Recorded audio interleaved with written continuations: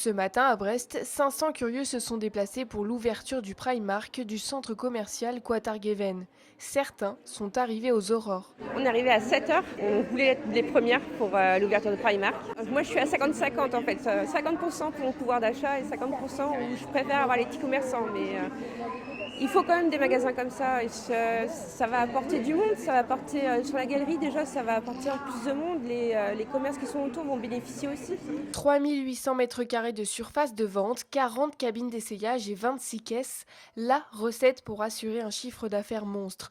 D'autant plus que les ventes sont boostées par une période de hausse des prix. On répond à un besoin, les gens ont besoin quand même de s'habiller, ont besoin de se faire plaisir, ont besoin d'être à la mode et font très attention à leur budget. Donc nous, nos ventes sont excellentes partout. Malgré de vives critiques quant à l'éthique et l'impact écologique de son enseigne, le temple de la fast fashion fait tout pour verdir son image. D'ici 2030, l'ensemble de nos produits seront ou en coton durable ou faits avec des matières recyclées. D'ici 2030, on aura baissé notre empreinte carbone de moitié.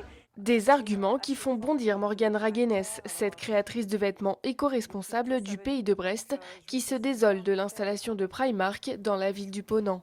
Même si ça se fait à l'autre bout du monde, il y a bien des humains qui fabriquent ces vêtements en fait. Et quand on vend un produit 10 € ici, on peut imaginer combien est rémunérée la personne là-bas et dans quelles conditions elle travaille. C'est tout le contraire de ce que moi je développe ici par exemple, et de ce que toutes les vraies marques éco-responsables font. Le but c'est d'acheter le moins possible finalement, de revenir à une consommation beaucoup plus raisonnée, arrêter d'acheter du jetable. Un discours qui semble encore inaudible face à l'attrait de la nouveauté proposée par des enseignes de fast fashion comme Primark. La production mondiale de l'industrie du textile devrait augmenter de 63% d'ici 2030.